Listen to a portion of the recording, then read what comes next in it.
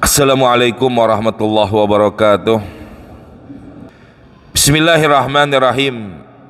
Alhamdulillahirabbil alamin. Assalatu wassalamu ala asrafil anbiya wal mursalin Sayyidina Muhammadin wa ala alihi wa sahbihi ajma'in, amma ba'du. Mari kita lanjut pengajian kita, masih menjelaskan tentang salat jamak. Bismillahirrahmanirrahim.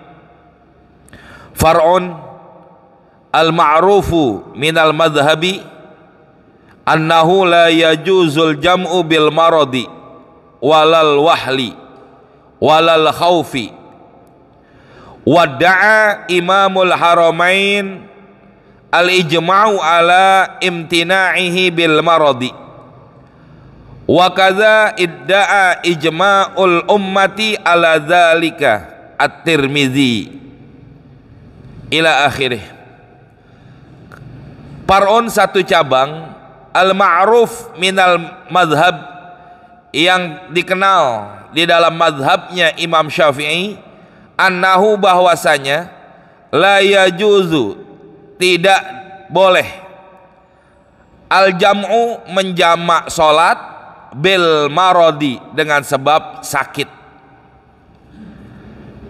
walal wahli, begitu juga tidak diperbolehkan menjamak solat karena wahli itu berlumpur, tanah yang berlumpur, jalanan yang dilewati, jalanan yang dilalui oleh orang yang mau solat berjamaah ke masjid itu berlumpur. Walal khaufi, begitu juga tidak boleh menjamak solat karena takut. Ini yang dikenal di dalam atau yang udah ma'ruf di dalam madhabnya Imam Syafi'i. Tidak diperbolehkan menjamak solat karena sakit, karena tanah berlumpur, ataupun karena rasa takut, ya. Tapi dari sekian banyak, wada'a imamul haramain, dan mendakwahkan, ya, artinya menetapkan imamul haramain al-ijma'u, yaitu menjamak alam tinaihi, melarang atau mencegah, tidak membolehkan menjamak salat bil marodi dengan sebab sakit. Wa kadza idda'a, begitu juga telah mendakwahkan ijma'ul ummah, sekelompok para imam-imam, ala dzalika, yang demikian itu, melarang untuk menjamak salat karena alasan sakit. Siapa diantaranya ijma'ul ummah? At-Tirmidzi, Imam Tirmidzi. Wada'wal ijma', dan telah mendakwahkan ijma'nya para ulama, minhuma, dari Imam Tirmidzi dan juga Imam Haramain. Apa mereka? Mamnu'un, mereka berdua, ya, melarang atau tidak membolehkan menurut mereka berdua, yaitu Imam Haramain dan Imam Tirmidzi, daripada menjamak solat karena alasan sakit, ya. Jadi dari sekian banyak para ulama, dua ulama inilah, Imam Haramain dan juga Imam Tirmidzi, mereka mengambil kesimpulan bahwa tidak boleh menjamak solat karena dalam kondisi sakit, ya. Ini sakit bukan sakit apa-apa jamaah, sakit yang diperbolehkan untuk meninggalkan daripada sholat Jumat. Jadi nggak semuanya sakit. Ketentuan yang dikatakan sakit di sini adalah sakit yang mana orang itu boleh meninggalkan sholat Jumat. Itu termasuk a'dzarus sholatil Jum'ah, nanti keterangannya, ya. Kalau nggak salah bab berikutnya nanti Jumat nih. Tuh, bab berikutnya nanti baru bab sholat Jumat. Ini pinternya ulama kayak begini jamaah. Belum dibahas tentang sholat Jumat, tapi beliau udah menyangkut-nyangkutkan sedikit di akhir bab sebelumnya tentang perkara sholat Jumat. Inilah satu pendapat. Tapi faqad dhahaba jama'atun min ashabina wa ghairihim, maka telah berpendapat, bermadhab, jama'atun, sekelompok, min ashabina, dari ashabnya Imam Syafi'i, wa ghairihim, dan imam-imam yang lainnya. Apa pendapat mereka? ila jawazil jam'i bil maradi, membolehkan menjamak salat karena sakit. Jadi ada dua pendapat, ada yang membolehkan, ada yang tidak. Ya, dari murid-muridnya Imam Syafi'i juga ada yang membolehkan, juga ada yang tidak. Siapa yang membolehkan di antaranya? Minhum, di antara mereka ulama yang membolehkan Al-Qadil Husain wal Mutawalli, ini murid-muridnya Imam Syafi'i ini, wal Rayyan wal Khatabi wal Imamu Ahmad. Ya, itu di antaranya yang membolehkan menjamak salat dalam kondisi sakit. Tapi ingat jamaah, yang saya bilang tadi, sakit yang termasuk uzur untuk hadir melaksanakan sholat Jumat. Kalau memang sakitnya yang nggak memenuhi syarat dalam pelaksanaan sholat Jumat, maka nggak boleh juga. Ada ketentuan-ketentuannya seperti itu. Waman tabi'ahu ala dzalik, dan orang-orang yang mengikuti pendapatnya mereka semua.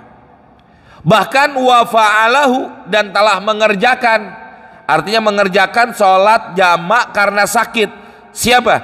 Ibnu Abbas, Abdullah Ibnu Abbas radhiyallahu anhuma.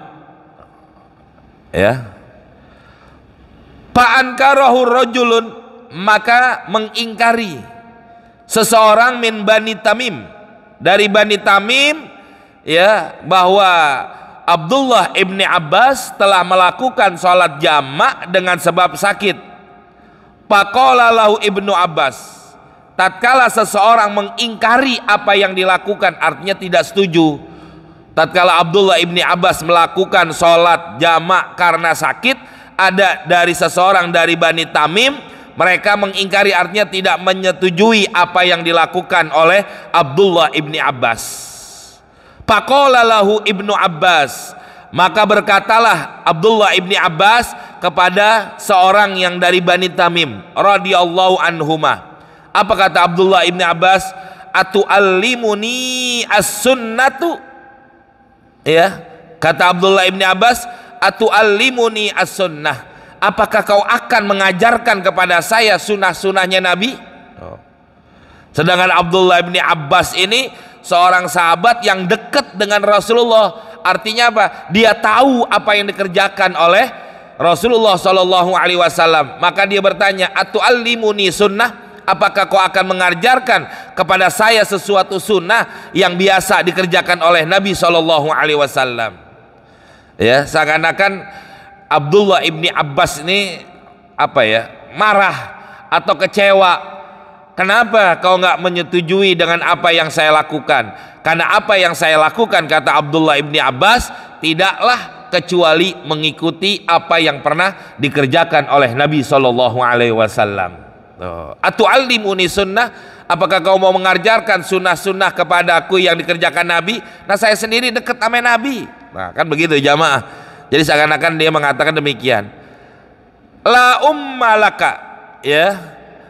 La ummalak, ya, mudah-mudahan kamu nggak punya ibu. Tradisi kebiasaan orang-orang Arab, kalau udah ngomong la ummalak itu udah saking keselnya. Kalau kita bahasa keselnya kan bahasa-bahasa yang nggak bagus, bahasa-bahasa yang jelek. Tapi kalau orang Arab udah la ummalak. Jadi karena yang namanya ibu ini sesuatu yang dia jaga, yang namanya ibu sesuatu yang harus dia lindungi. Kalau dia bilang la umalak, ya itu bahasanya udah kasar, bahasa jamaah. Ya kalau kita mungkin udah keluar kebun binatang tuh kata-katanya, ya keluar kata-kata yang nggak pantas. Nah kalau orang Arab mengatakan sesuatu yang dia nggak suka, yang betul-betul menunjukkan kemarahan dia mengatakan kau nggak punya ibu. Artinya apa?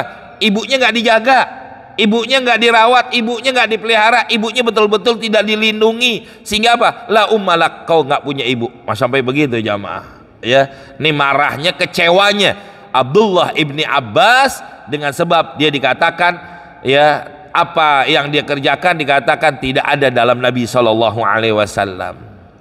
Masya Allah. Wazukiro, dan telah disebutkan anna Rasulullah Shallallahu Alaihi Wasallam, bahwasanya Rasulullah Shallallahu Alaihi Wasallam fa'alahu, Nabi pernah ngerjain sholat jamak gara-gara sakit. Nabi juga pernah ngerjain. Qala Ibnu Syakik, Imam Ibnu Syakik berkata, paha kofi sodri, maka bergejolaklah di dalam dadaku, min dalika, dari apa yang terjadi, syai'un, sesuatu tersebut. Artinya nih, Ibnu Syakik masih timbul juga keraguan, apa benar Rasulullah ngerjain jamak karena sakit? Ya, karena beliau sendiri nggak mengetahui yang demikian. Artinya Ibnu Syakik nggak pernah ngeliat dan nggak tahu bahwa Rasulullah pernah mengerjakan sholat jamak gara-gara beliau sakit. Jadi bergejolaknya itu karena dia penasaran, bener nggak sih Rasulullah ngerjain kayak begitu? Lantas fa'ataitu Aba Hurairah, maka saya datang pergi ke rumah Abi Hurairah radhiyallahu an, fasa'altuhu an dzalik, maka saya tanyakan kepada Abi Hurairah tentang apakah benar Rasulullah sudah mengerjakan sholat jamak karena sakit. Karena apa? Karena Abi Hurairah orang yang paling banyak meriwayatkan daripada hadis Nabi SAW. Tatkala dia datang kepada Abi Hurairah dan ditanyakan begini kian, fasaddaqa maqalahu, maka Abi Hurairah membenarkan apa yang telah dia sampaikan. Artinya apa? Abi Hurairah juga membenarkan bahwa Rasulullah Shallallahu Alaihi Wasallam telah mengerjakan sholat jamak gara-gara sakit. Ya, jadi di sini jamaah. Ya, boleh apa enggak? Silakan. Tapi ingat, sakit yang dibolehkan untuk meninggalkan sholat Jumat. Silakan jamak. Begitu. Kalau memang memenuhi syaratnya itu semua. Ya. Tapi begini jamaah, umpama, mohon maaf di luar ini dikit, mumpung saya ingat, kalau seandainya ada orang di rumah sakit tidur aja dah tuh, ya udah istilahnya udah nggak bisa ngapa-ngapain lah, ya buat mereka ada tidur aja. Buat mereka kan yang kayak begitu tuh nggak memungkinkan buat sholat ke Jumat. Kenapa? Karena kondisinya mereka udah nggak memungkinkan. Nah itu yang dikatakan uzur yang diperbolehkan buat meninggalkan sholat Jumat. Berarti boleh nggak dia menjamak sholat karena sakit? Boleh, silakan. Ya boleh, silakan, karena dia udah memenuhi persyaratan seperti itu. Tapi nanti ada sebagian lagi keterangan dalam kitab yang lebih luas dari ini, apakah orang tersebut sholatnya dianggap cukup, artinya tidak perlu mengiadah, mengulang. Ada juga orang yang sholat seperti itu dia wajib mengulang. Paham ya? Dia sholat nih, tapi sholatnya dia wajib mengulang kembali. Nanti kalau satu saat hilang daripada uzur-uzurnya ini, maka orang tersebut wajib mengulang. Ada juga nanti orang yang ngerjain sholat kayak begitu, tapi dia nggak wajib mengulang. Tatkala satu saat dianya sehat atau hilang, azarnya, uzurnya hilang, maka dia nggak perlu mengulang. Jadi ada dua kemungkinan. Begitu jamaah. Ya, nanti ini larinya kemana-mana nih panjang. Kalau saya singkat aja, kalau seandainya sekarang dia sholat dalam kondisi sakit begitu, boleh menjamak, silakan, boleh jamak. Apakah dia wajib mengulang atau tidak nanti setelah dia sehat, itu tergantung. Sekarang dia sholat kayak begitu, wudu apa enggak? Kalau seandainya dia kagak wudu, cuma tayamum, kan nggak memungkinkan.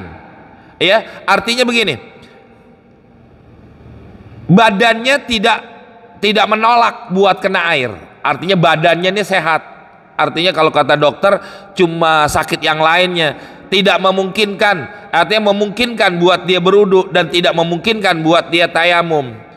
Satu, yang kedua, air banyak, maka orang yang sholat kayak begini dia wajib mengiadah, mengulang sholatnya tatkala nanti uzur sakitnya itu hilang. Paham ya? Tapi sebaliknya, kalau seandainya orang sholat ini bukan karena jamak, karena sakitnya bukan. Ya, ini kan dikatakan boleh menjamak menjamak sholat karena sakit kayak begini boleh. Tapi yang jadi pertanyaan, apakah nanti kalau dia sehat diulang nggak sholatnya? Kalau wudunya, kalau dia caranya dengan cara tayamum dan tidak menolak badannya untuk berwudu, maka sholat yang kayak begini wajib i'adah. Jadi seakan-akan dia sholat cuma hurmatul waktu. Sama kayak kita sholat di atas pesawat, ya, kita sholat di atas pesawat kan tidak memenuhi syarat-syarat sahnya dalam pelaksanaan sholat, maka sholat itu sebut dinamakan sholat hurmatul waktu aja udah, nggak sebagainya. Nanti sampai di tujuan, sampai di tempat wajib kita mengiadah. Begitu maksudnya jamaah.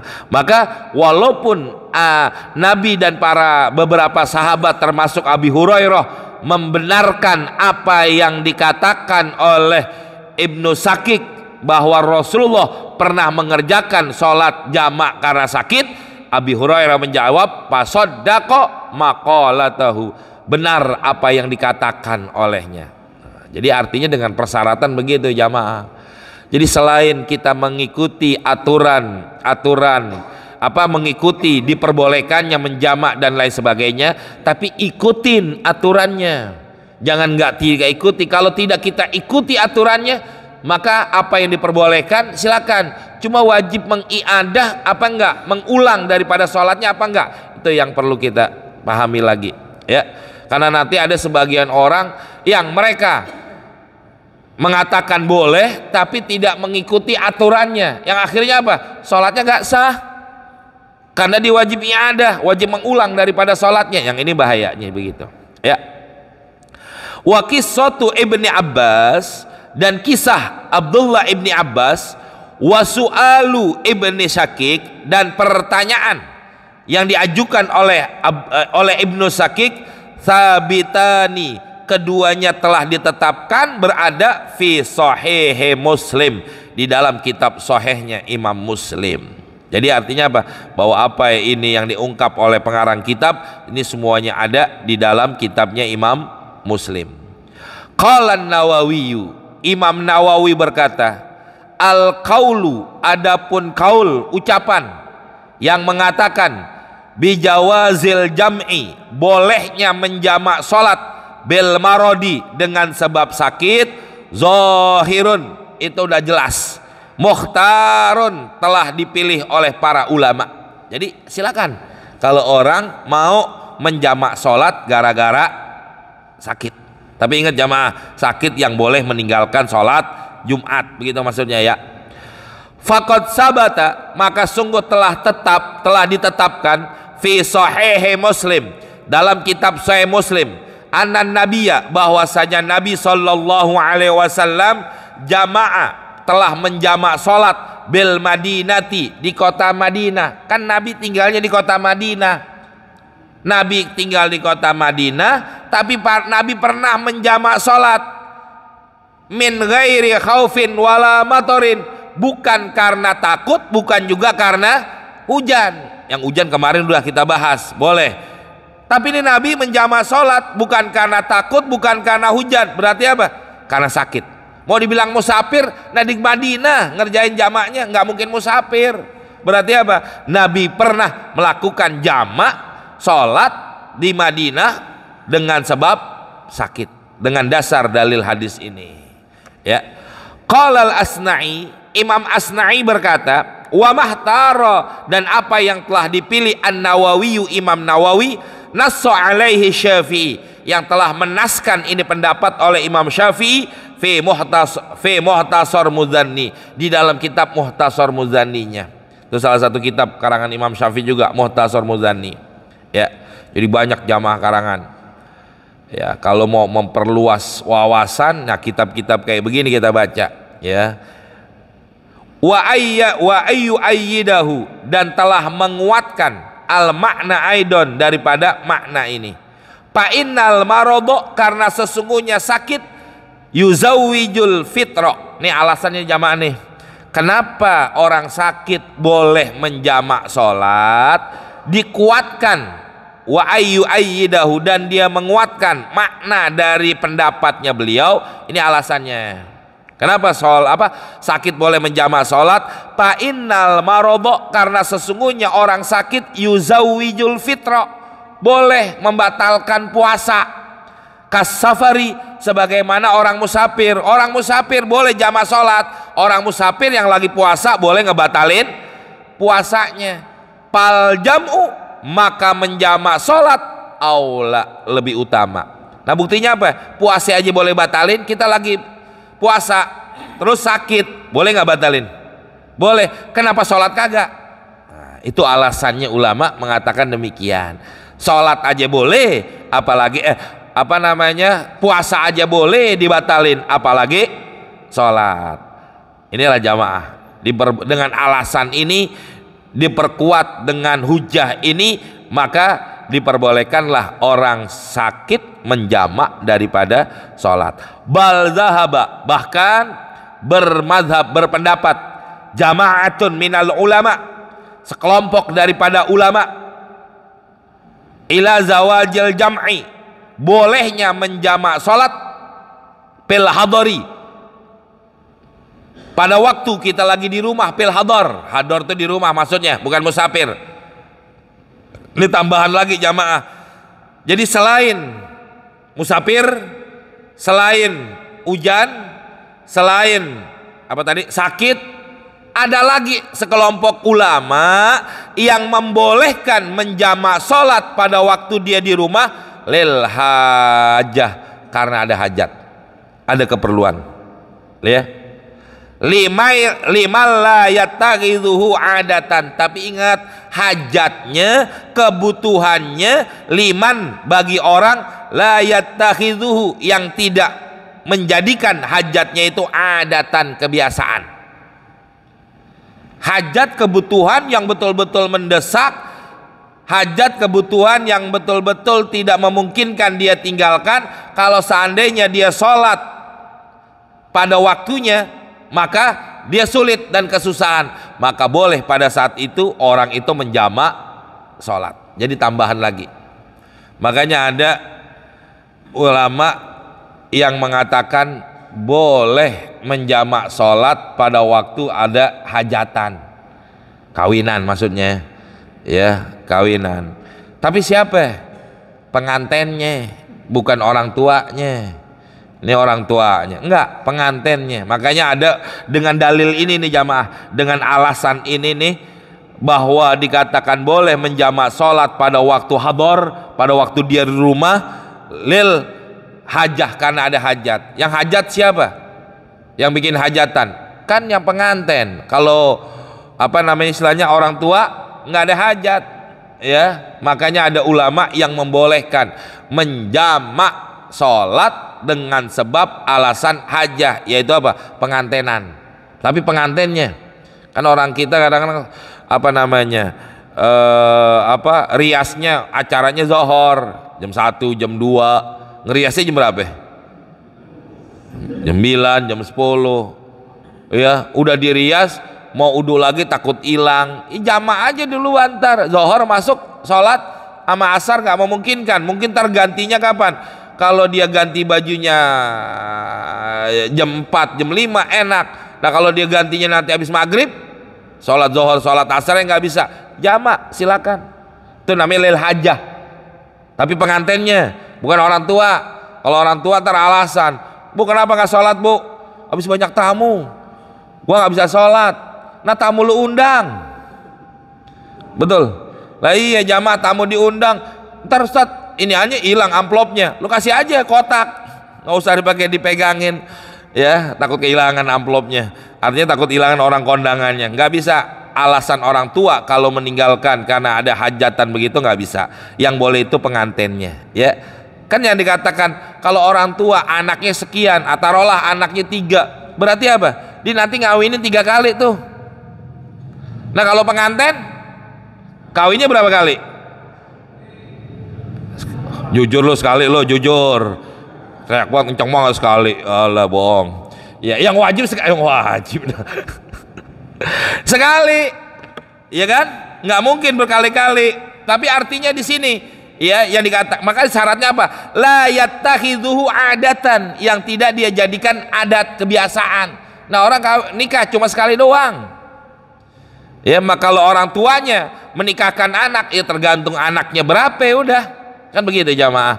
Maka dengan alasan ini diperbolehkan menjamak sholat karena ada hajat. Ya.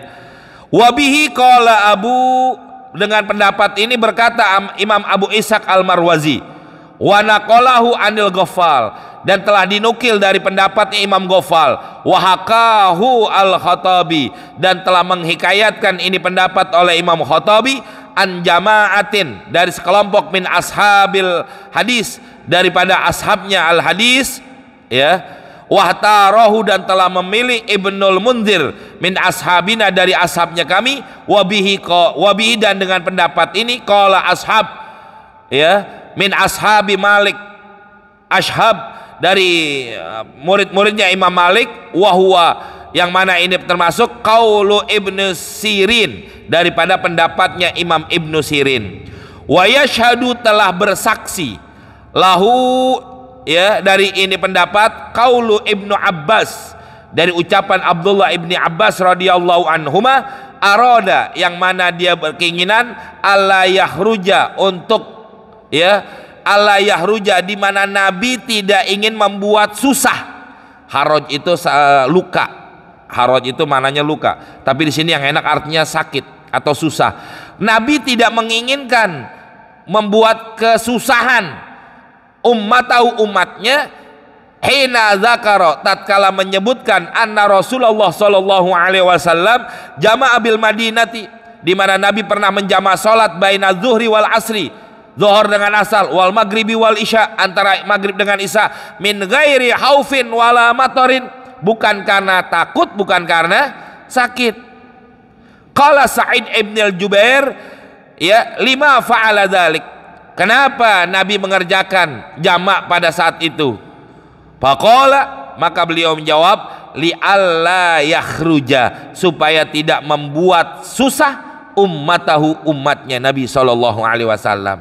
Jadi jangan dengan sebab sakit jadi nggak sholat, dengan sebab ada hajat jadi kagak sholat. Nabi membuat umatnya menjadi mudah, tidak menjadi sempit. Falam yu'allilhu, maka tidak menyebutkan ilatnya, penyebabnya, bimarodin, dengan sebab sakit, wala ghairihi, dan yang lain-lainnya. Wahtarul Khattabi, dan Imam Khattabi memilih min ashabina, dari ashabnya kami, annau, bahwasanya yajuzul jam'u. Tapi Imam Khattabi mengatakan, Khattabi ini salah satu daripada pengikutnya Imam Malik, ya. Kata Imam Khattabi mengatakan apa? Yajuzul jam'u, boleh menjamak salat bil wahli, dengan sebab becek, blok, zaman dulu. Kalau sekarang udah nggak ada nih jamaah. Berarti apa? Kalau menurut mazhabnya Imam Malik, boleh menjamak salat gara-gara blok pakot doang, ya. Wallahu alam bisawab. Nanti babu sholatil jum'ah, bab tentang salat Jumat. Nah, itulah hadirin beberapa keterangan-keterangan tentang yang berkaitan dengan jamak salat. Ya, cukup ya sampai sini, insyaallah. Silakan, mungkin ada yang mau ditanyakan. Ya.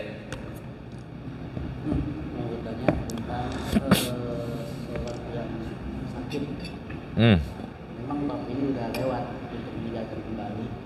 Itu kan boleh bertayamum untuk sakit. Iya. Iya. Nah, sekarang cara untuk tayamum ketika di rumah sakit kan dengan cara tayamum dengan abu. Nah, ini tanah yang dimaksud ini apakah kita bawa tanah atau cukup di tembok atau gimana? Iya, benar. Persyaratan di dalam kita bertayamum itu adalah harus ada debunya. Nah, sekarang yang saya bilang, jangankan di pesawat, ini aja nih karpet masjid, ada nggak debunya? Ada. Kalau kita vakum atau kita angkat aja ada. Tapi kalau kita tepok begitu aja nih karpet masjid, ada nggak debunya di tangan kita? Nggak ada, karena nggak kelihatan. Apalagi pesawat, setiap selesai dilap, selesai orang turun sampai ke tujuan dibersihin, otomatis pasti bersih. Apalagi itu nggak bakal ada masuk debu.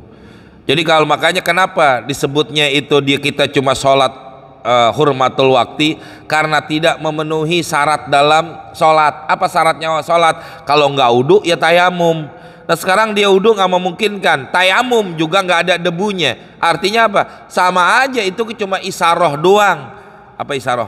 Cuma petunjuk, seakan-akan dia bertayamum, sebenarnya hakikatnya dia bukan tayamum. Lantas bagaimana? Hurmatul waktu jatuhnya di situ. Maka kalau orang sakit, kalau ada sebagian ulama, mereka kalau mau pergi kemana-mana biar bisa tayamum, dia bawa ada tuh debu, dia di tempat taruhlah begini nih, ditaruh satu tempat yang ada debunya biar bisa dia bertayamum.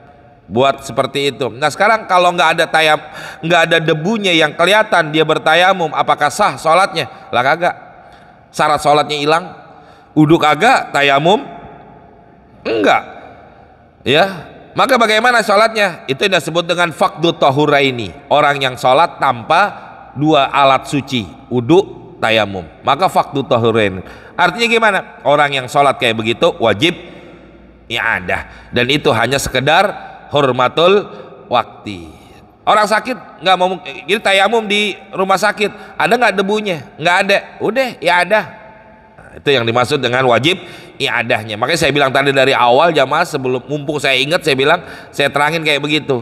Jadi kalau orang sakit boleh nggak menjamah sholat? Boleh, tapi wajib i'adah apa enggak? Lihat, uduk enggak, tayamum enggak, hurmatul wakti.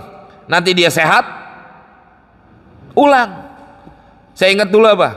Guru kita, orang mertua saya, almarhum al-maghfur Laki Kadruni.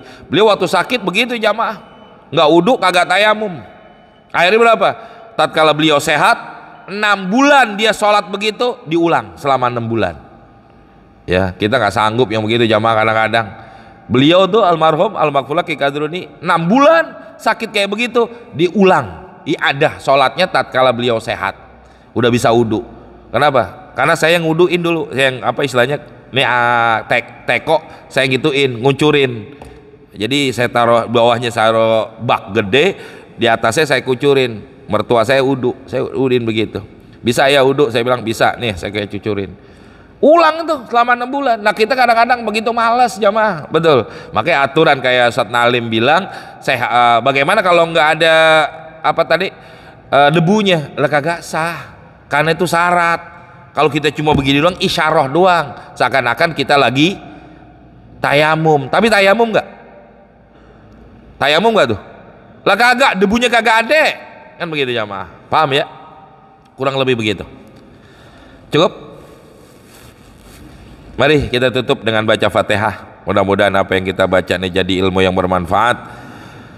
Mudah-mudahan kekurangan-kekurangan ibadah kita diterima oleh Allah Subhanahu wa taala, dan mudah-mudahan ya apa yang kita lakukan ini dipermudah dan dilancarkan oleh Allah Subhanahu wa taala. Mudah-mudahan nih mau nyantunin anak yatim, ya mudah-mudahan nih jamaah kita bisa memberikan sebagian harta kita untuk menyantuni anak-anak yatim. Ya silakan, tadi udah diumumin sama pengurus, ya jangan sampai lewat lagi jamaah, jangan sampai lewat lagi, ini kesempatan. Kayak kemarin khutbah Jumat yang saya sampaikan, ini kebanyakan kita orang merugi karena banyak kesempatan yang Allah berikan kita lewat. Puasa Syawal kagak, kurban, jawab apa lu pada? Kurban enggak, santunan enggak, kan rugi namanya, betul apa enggak? Ya kita punya duit taruhlah di sini berapa kek, ya punya 1 juta kasih kayak 2 juta, kan begitu. Punya 1 juta ngasih 2 juta, nombok dong.